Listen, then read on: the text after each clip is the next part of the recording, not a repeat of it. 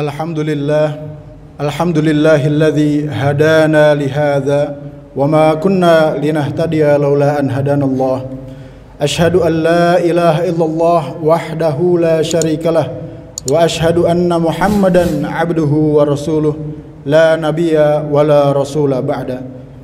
Amma ba'du faya ibadallah usikum wa nafsi bitaqwallahi wa ta'atih faqad fazal muttaqun. Qala Allah Ta'ala fi kitabihil karim, a'udzu billahi minasyaitonir rajim, bismillahirrahmanirrahim. Ya ayyuhalladzina amanu taqullaha haqqa tuqatih wa la tamutunna illa wa antum muslimun. Jama'atul musallin rahimakumullah. Wasiat takwa akan senantiasa dan akan terus mengawali pada setiap khutbah kita. Karena pada dasarnya nanti kelak di kehidupan kita yang kekal di akhirat tidak ada lagi yang bermanfaat bagi kita kecuali ketakwaan kita dan amal soleh. Untuk itu khatib berwasiat kepada diri sendiri dan juga kepada jama'atul musallin rahimakumullah agar senantiasa kita meningkatkan kadar atau kualitas takwa kita kepada Allah Subhanahu wa ta'ala dengan bersama-sama menjalankan seluruh perintahnya dan menjauhi segala larangannya. Jama'atul musallin rahimakumullah, dalam kehidupan kita di dunia ini kita pasti pernah merasakan apa yang disebut dengan ujian, cobaan, musibah dan lainnya. Sesungguhnya Allah Subhanahu wa ta'ala menurunkan atau memberikan kita ujian atau cobaan dalam hidup, baik untuk perempuan maupun laki-laki, pejabat negara maupun orang biasa, rakyat miskin ataupun orang kaya, tidak lain dan tidak bukan yaitu dengan dua alasan. Yang pertama adalah Allah Subhanahu wa ta'ala ingin menghapuskan dosa-dosa seorang hamba, dan yang kedua adalah Allah ingin meninggikan derajat hamba tersebut di sisinya. Telah banyak dalil yang menunjukkan akan hal tersebut. Di antaranya seperti firman Allah Subhanahu wa ta'ala dalam Quran surat An-Nisa ayat 79 yang berbunyi, A'udzu billahi minasyaitonir rajim. Wa ma asabaka min sayyi'atin famin nafsik, yang artinya apa saja bencana yang menimpamu maka itu dari kesalahan dirimu sendiri. Ada juga dalam Quran surat Asy-Syura ayat 30. Wa ma asabakum min musibatin fabima kasabat aydikum wa ya'fu an katsir, yang berarti dan apa saja musibah yang menimpa kamu maka adalah disebabkan oleh perbuatan tanganmu sendiri, dan Allah memaafkan sebagian besar dari kesalahan-kesalahanmu. Dalam Quran surat Ar-Rum ayat 41 berbunyi, Zaharul fasadu fil barri wal bahri bima kasabat aydin nas liyudhiqahum ba'dalladzi amilu la'allahum yarji'un, yang berarti telah tampak kerusakan di darat dan di laut disebabkan karena perbuatan tangan manusia, supaya Allah merasakan kepada mereka sebagian dari akibat perbuatan mereka agar mereka kembali ke jalan yang benar.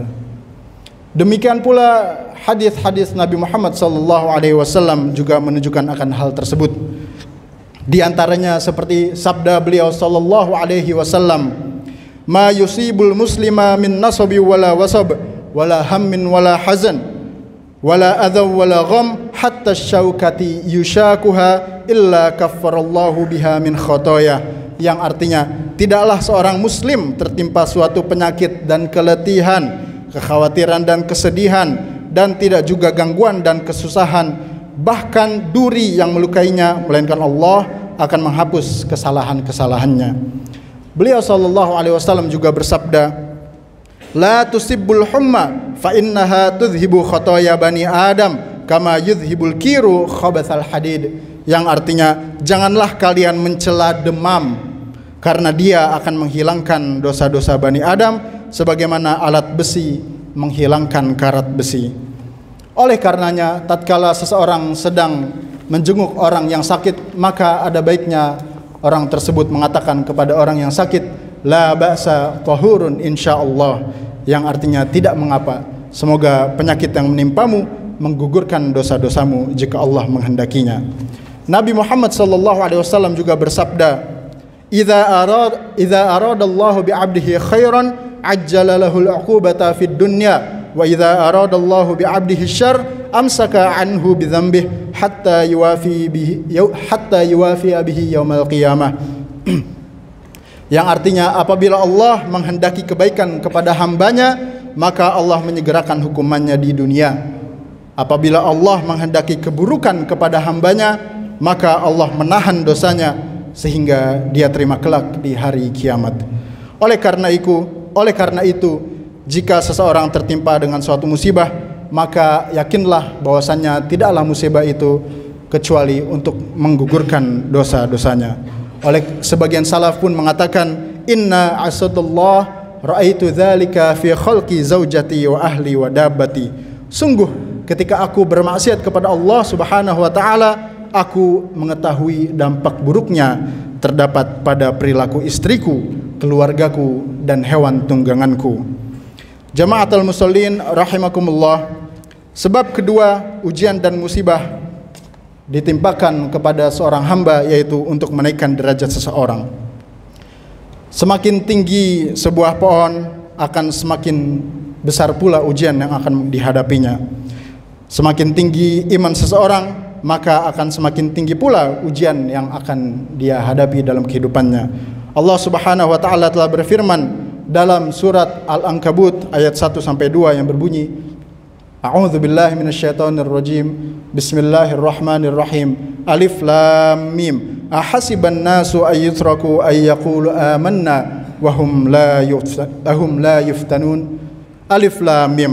Apakah manusia itu mengira bahwa mereka dibiarkan saja mengatakan kami telah beriman sedang mereka tidak diuji?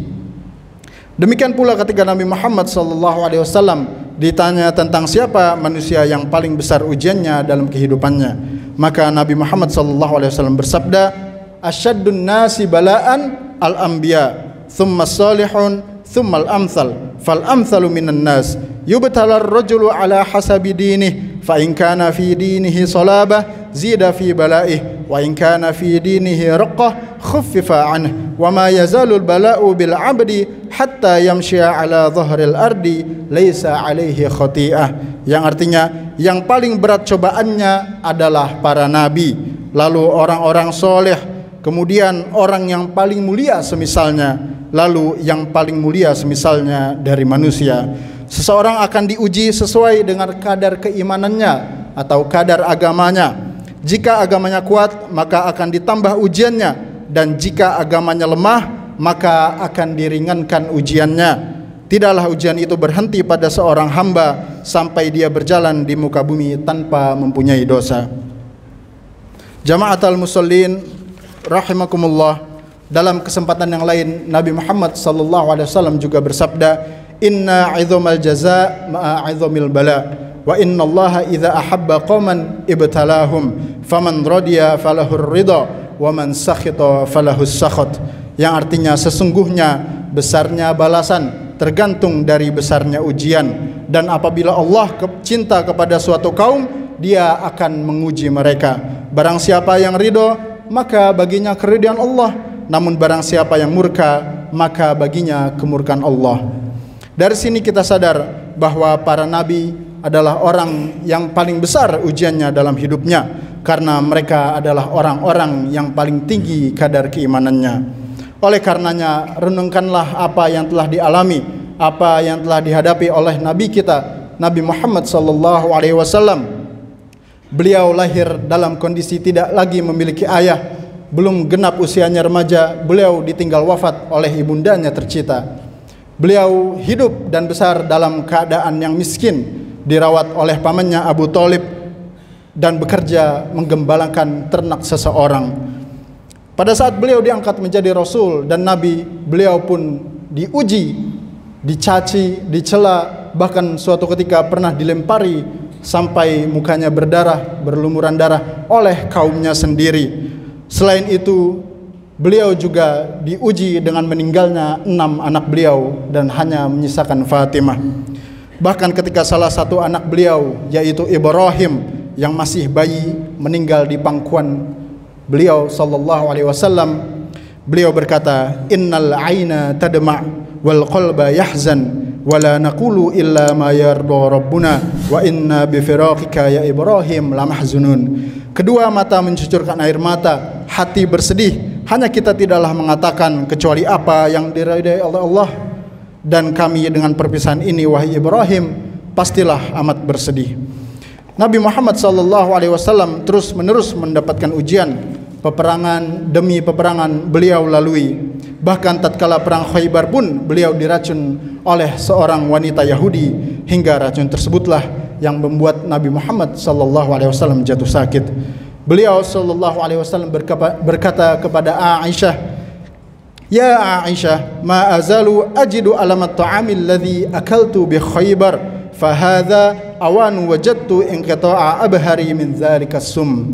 Yang artinya, wahai Aisyah, aku senantiasa merasakan nyeri akibat makanan yang aku makan ketika aku berada di daerah Khaybar, dan sekarang ini adalah saatnya urat nadiku terputus karena pengaruh racun itu. Nabi Muhammad SAW juga ketika merasakan sakit, beliau akan merasakan sakit melebihi orang lain pada umumnya. Sebagaimana riwayat yang menyebutkan bahwasanya apabila beliau SAW mengalami demam, maka beliau akan merasakan demam seperti demamnya dua orang. Beliau SAW mengatakan, inni u'aka kama yu'aka rajulani minkum. Rasa sakit yang menimpaku ini sama seperti rasa sakit yang menimpa dua orang dari kalian. Jama'atul musallin rahimakumullah, inilah dua hikmah di balik ujian dan musibah yang menimpa kepada seorang hamba.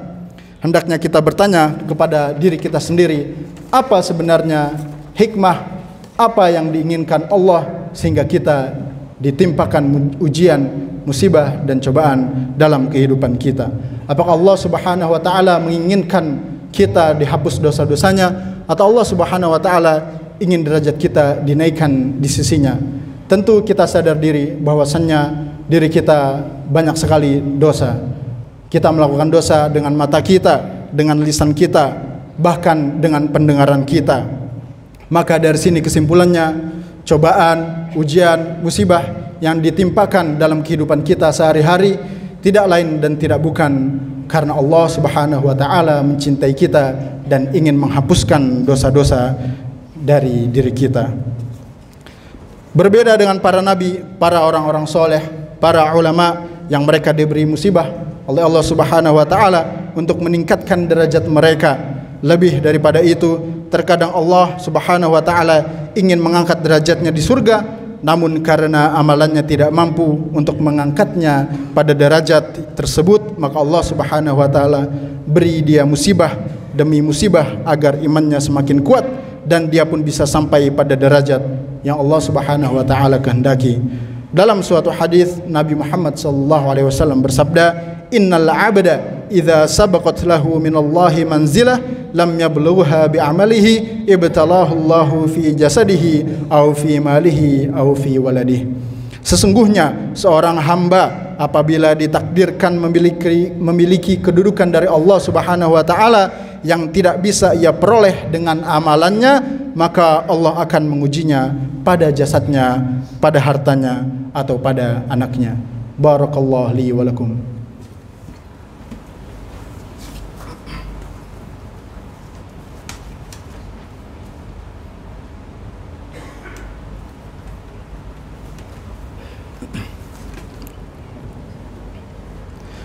Alhamdulillahilladzi arsala rasulahu bil huda wa dinil haqq liyudhhirahu 'alad dini kullih wa kafaa billahi shahida. Ashhadu an la ilaha illallah wahdahu la syarikalah wa ashhadu anna Muhammadan 'abduhu wa rasuluh. Allahumma salli wa sallim wa barik ala nabiyyina Muhammad wa ala alihi wa sahbihi wa man tabi'ahu bi ihsanin ila yaumiddin. Amma ba'du, fa ya ibadallah, usikum wa nafsi bitaqwallahi wa ta'atih faqad fazal muttaqun. Jama'atul musallin rahimakumullah, sesungguhnya musibah yang menimpa kepada seorang hamba terkadang memiliki arti, yaitu digugurkannya dosa-dosa dari sisinya dan diangkatnya derajat di sisi Allah Subhanahu wa taala. Sebagaimana dalam suatu hadis Nabi Muhammad sallallahu alaihi wasallam bersabda, "La yusibul mu'mina syaukatun fama fawqaha illa rafa'allahu biha darajatan wa hatta anhu biha khati'ah." Yang berarti tidaklah seorang mukmin terkena duri atau yang lebih menyakitkan darinya kecuali Allah mengangkatnya satu derajat dan menghapus darinya satu kesalahan. Lantas kapan seseorang bisa mendapatkan ampunan sekaligus diangkat derajatnya satu di sisi Allah Subhanahu wa taala, yaitu ketika seorang hamba bisa bersabar menghadapi ujian tersebut. Dia sadar bahwasannya tidak ada suatu musibah yang menimpanya kecuali karena ada hikmah dan kebaikan yang Allah Subhanahu wa taala kehendaki dari musibah tersebut. Namun jika seseorang tatkala ditimpa musibah tidak bersabar, bahkan dia meronta-ronta dan marah-marah, maka dosa-dosanya tidak akan dihilangkan oleh Allah Subhanahu wa taala, bahkan derajatnya akan semakin dihinakan oleh Allah Subhanahu wa taala. Oleh karenanya jamaatul muslimin, pahala asalnya tidaklah didapatkan dari suatu musibah, karena musibah itu mau tidak mau akan datang dalam kehidupan kita. Akan tetapi pahala itu ditinjau dari sejauh mana sikap kita dalam menghadapi musibah yang menimpa kita. Jika dia bersabar, maka derajatnya akan ditinggikan oleh Allah Subhanahu wa taala. Namun jika dia tidak bersabar, maka ketahuilah Nabi Muhammad sallallahu alaihi wasallam pernah bersabda, "Laisa minna man darabal hudud aw syaqqal juyub aw da'a bid'awal jahiliyah." Yang artinya, bukan dari golongan kami orang yang menampar pipinya, mengoyak-ngoyak bajunya, atau berdoa dengan cara doa orang-orang jahiliyah. Jika seseorang meronta-ronta, menampar pipinya, tidak sabar, dan bahkan na'udzubillah bersuudzon kepada ketentuan Allah Subhanahu wa taala atas musibah yang ditimpanya, maka musibah tersebut tidak akan meninggikan derajatnya dan tidak pula menghapuskan dosa-dosanya, bahkan semakin menjadikan dirinya hina dina di mata Allah Subhanahu wa taala. Ibadallah, innallaha wa malaikatahu yusalluna 'alan nabi ya ayyuhallazina amanu sallu 'alaihi wa sallimu taslima. Allahumma salli 'ala nabiyyina Muhammad wa 'ala ali Muhammad kama sallaita 'ala Ibrahim wa 'ala ali Ibrahim innaka Hamidum Majid, wa barik 'ala nabiyyina Muhammad wa 'ala ali Muhammad kama barakta 'ala Ibrahim wa 'ala ali Ibrahim innaka Hamidum Majid. Allahumma ighfir lil muslimina wal muslimat wal mu'minina wal mu'minat al ahya'i minhum wal amwat innaka qadirun mujibu da'wati ya qadiyal hajat. Rabbana la tu'akhidhna in nasina wa akhtana. ربنا ولا تحمل علينا إصرا كما حملته على الذين من قبلنا ربنا ولا تحملنا ما لا طاقة لنا به واعف عنا واغفر لنا وارحمنا أنت مولانا فانصرنا على القوم الكافرين ربنا هب لنا من أزواجنا ومن ذرياتنا قرة أعين واجعلنا للمتقين إماما ربنا اجعلنا مقيم الصلاة ومن ذريتنا ربنا وتقبل دعاء ربنا آتنا في الدنيا حسنة وفي الآخرة حسنة وقنا عذاب النار وأدخلنا الجنة مع الأبرار يا عزيز يا غفار يا أرحم الراحمين وسبحانك ربك رب العزة عما يصفون وسلام على المرسلين والحمد لله رب العالمين. أقيموا الصلاة.